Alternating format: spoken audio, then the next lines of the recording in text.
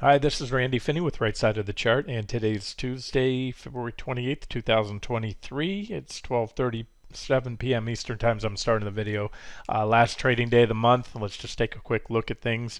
We'll do the usual suspects, start out with the equity markets. I'm going to do another update on gold, silver, and the miners. Still one of, if not my favorite trade at this point in time. I'll do a quick update on natural gas, although I just got a post out to you on that not too long ago. And anything else that stands out.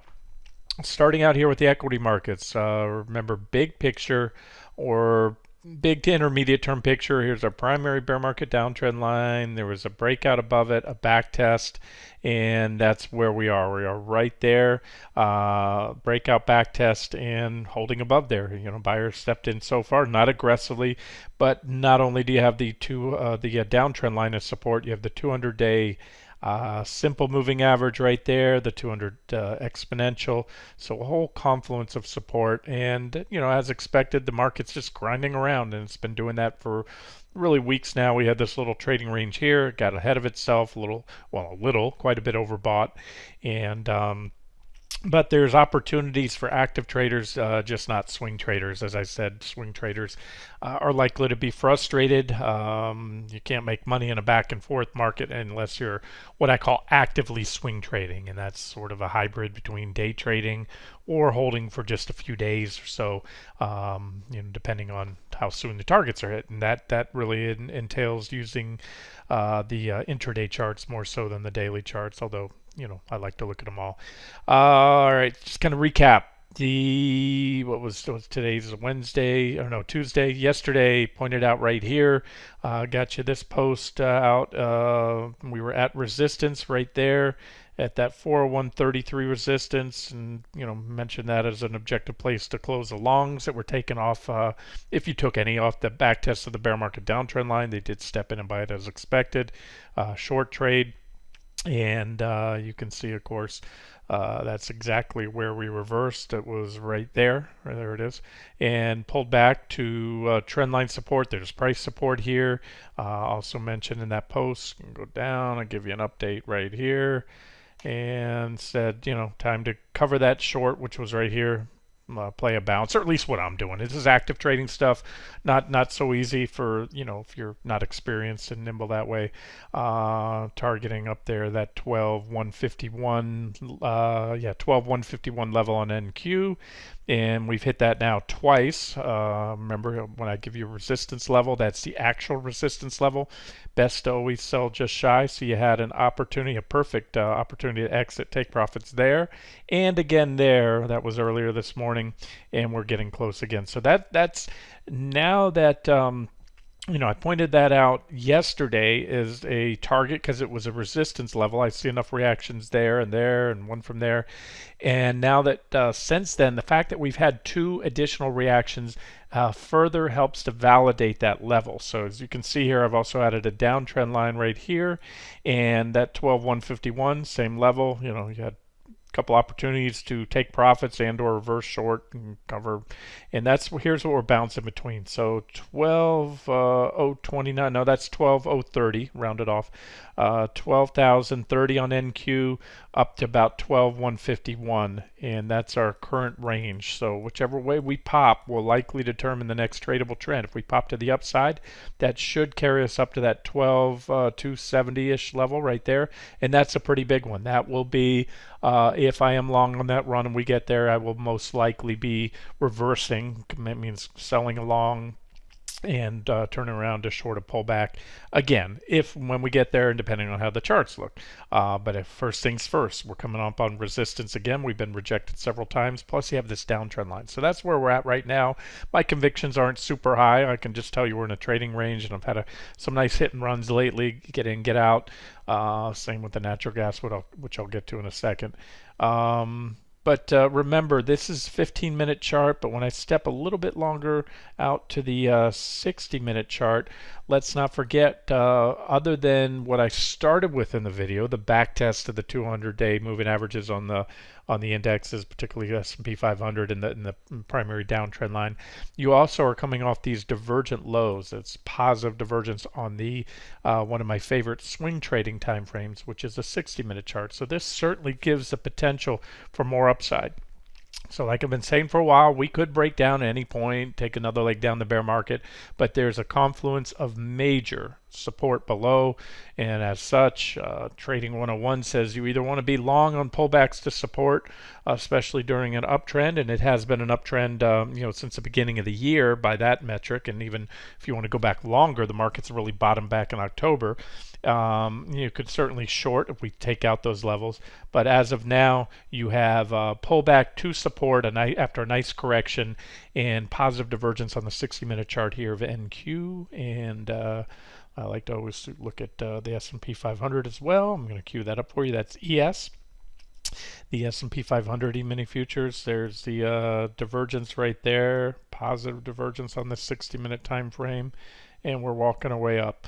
I don't have a very clean downtrend line in which to trigger another objective long entry. So basically, the MO lately has just been play ping pong, bounce. If you're an active trader, and if you're not, watch, learn, paper trade, use small position sizes, or stand aside. You don't always have to be trading. That's one thing about the market I've learned a long time ago. If you have traderitis, which is that urge to always be in there and being this something, it's going to chew you up and spit you out, especially in the wrong market. So that's it. That's takeaway.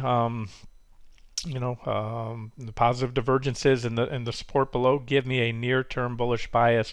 But again, the biggest picture, the bigger picture, is we're in a bear market by just about all metrics. That started back in really in the Nasdaq. It was October of 2021. Everything else, beginning right around the first of the year on the start of 2022. And as such, got to take these divergent lows and bullish setups a little bit of grain of salt. So my convictions aren't super high. It's just what I'm looking at as of today and where my biases are, or biases, and more importantly, how I'm trading it. And so when I see the opportunities, I'll take them. Let's not spend too much more time on that. Let's get to some other things here and talk about where I think there's a better risk reward right now, and that is the metals. I've made that pretty clear lately. I think we did a pretty good job of navigating this one so far. GDX, being long and bullish the miners, and it's really way back here most of the year, or actually since last year. And then having a nice exit out of the longs and into shorts here to game that pullback. And then like I said, we broke out yesterday. There was our breakout candle. Follow through today. That's what you want to see. See the RSI turning up off oversold levels on the daily chart. Here's the last time we were coming off oversold levels, and you can see what GDX did from there. And so that's that. And in a bull trend, oversold's usually one and done. That was really at the end of a bearish trend, and that one took some positive divergences to really get the turn in.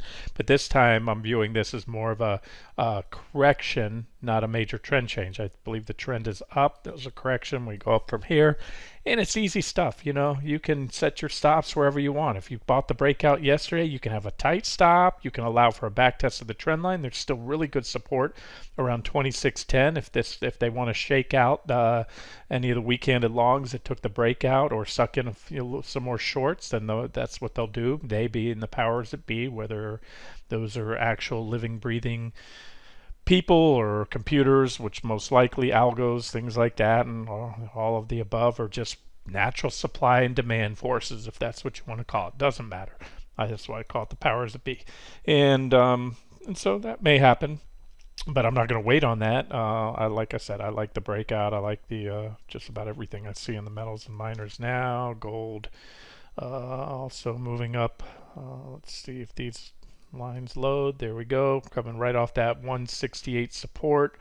And then silver, of course, as well. And then I really like to look at the futures, but this is silver, the ETF. that tracks silver. I mean, that's great support. Look at all these levels there. That little bottoming pattern right here. It's kind of like an inverse head and shoulders pattern with two right shoulders. Breakout right there. Back test of it. This is another back test. Futures look even as good or better. You have, this is a longer term uptrend line right here on silver futures. It goes off to the left of this chart. We fell to that. We put in nice positive divergences here on the 60-minute time frame we're looking at, and we're starting to move up. And I haven't really marked this one up, but well, these were levels on the way down, and these are levels on the way up. This would be my first and minimum target, and that's the first level we're likely to get a reaction. 22,161 on silver futures. If hit, that's going to be about another almost 6% to get there, and then maybe continue to work our way up. We'll see. I always say the charts are dynamic, and so is my analysis, meaning the charts change every day. And if I need to, I'll change my outlook. But as of now, long and strong the metals. Bullish falling wedge on gold. This is the most important one, obviously. Silver is going to follow gold ultimately, and there's the breakout, and that's impulsive, and that's what you want to see. That's a textbook breakout. 1851.50, 1887 roughly. These were also levels on the way down for the short trade. There should be levels on the way up. That's it. Oh, and of course, as every bit as important as making a case to be long or bullish the metals is a case to be long or bullish the euro, which is to be short the dollar. And there it is. We hit my swing target, that uptrend line off the lows yesterday, almost to the button right there. And so far holding above it. PPOs want to turn up. And, you know, there's always a possibility that it's a little head fake or a little blip and we go back down, but there's also the possibility that's it, and that's a correction it was a pretty nice correction in the euro and rally in the dollar. And so if the uptrend continues, that much I can tell you with a much higher degree of confidence, that if this uptrend continues, we head on to my next target in the euro, which is up here at a 111,560. Let me turn it up so you can see it. Then that will almost certainly cause a nice rally in gold, because of the fact that gold is positively correlated with the euro, inversely correlated with the dollar. And like everything, it's one trade, one part of my portfolio at least. You know, I like to spread my bets. Don't put all your eggs in one basket. Natural gas, nice bottom, impulsive move up. I mean, that was a no-brainer exit there for any longs in the last week or so. 891. You know, nothing huge so far, but a tradable pullback most certainly. And you know, from the rally into that $9 resistance, that was good for about a 6% pullback. That was also my first target laid out yesterday, and boom, there's the bounce. So good time to cover and game a little bounce, natural gas, and that was good for about a 2+% bounce so far. You can see the bearish PPO crossover I highlighted there, high level bearish PPO crossover. That's what you want to look for. That was the last one right there, and that happened at that point. There was the one before that was right there. Now keep in mind, this was also during a pretty vicious downtrend, and that was the other one right there. So 1, 2, 3. So by that logic, you might think, okay, we're going to do this. We can. I don't have a high degree of confidence. I gamed the bounce and got out. I'm going to sit aside. I just covered, took the quick bounce, hit my bounce target. I'll show you where that was on the futures here. I think what I have it on a 15-minute chart. Right there I had a resistance level, and that's all I wanted, because I really don't know if we're going to take another jog down. That's why I call that potential T2. If it gets there, great, we'll probably bounce and maybe I'll go long. And but this was all I was looking for in the bounce. You have a reaction high there, reaction low right there, and just a reflexive bounce off that T1. Remember, you're not seeing it here because that's a 15-minute chart. You can see it here on the hourly chart I was giving you before. So T1 was hit. Maybe we come on down here to T2. Very well could come down and put in a larger divergent low than we already put in, making a marginal new low. I don't know. So to me, had some nice in and outs lately, and just kind of stand aside, wait for the next objective setup. what else for you?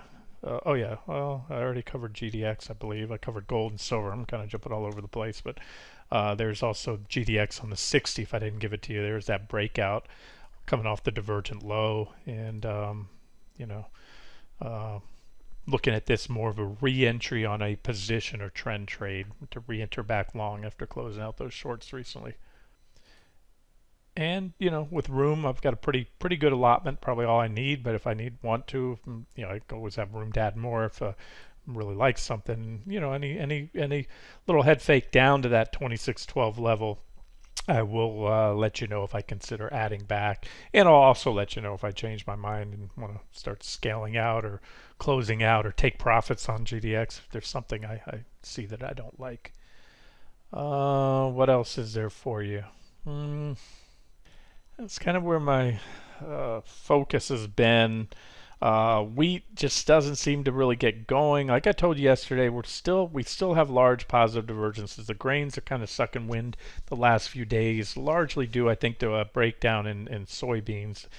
These guys tend to move together. So wheat still looks constructive from this daily, but just isn't running yet. And I'll show you why on soybeans. So let me grab that futures chart if I can find it. It is. Oh, my soybeans chart dropped off. I don't know where it went. I'll pull one up real quick. But this is wheat. We've got this divergence here on the 60, and like I said, we have the this is a 60-minute chart, that is, and even bigger divergence on the daily. And if I just key in ZS, I think it is soybeans, and we go to futures, go to the continuous. That's not the one I had marked up, unless I had it marked up on the 6-month 2-hour. Thought I had it marked. Maybe they rolled. I don't know. Either way, you can see there's a trend line there, breakdown recently, and there's wheat daily. I just showed you SOYB. There's the breakdown on the ETN. So either this proves to be a false breakdown. Remember, commodities are in a bull market, but as of now, I would want to see that reverse and get back above that trend line, and also see corn get back up in there before adding to any positions on the grains. Otherwise, these are technically, they're more objective shorts. I'm going to give mine just a little bit more room.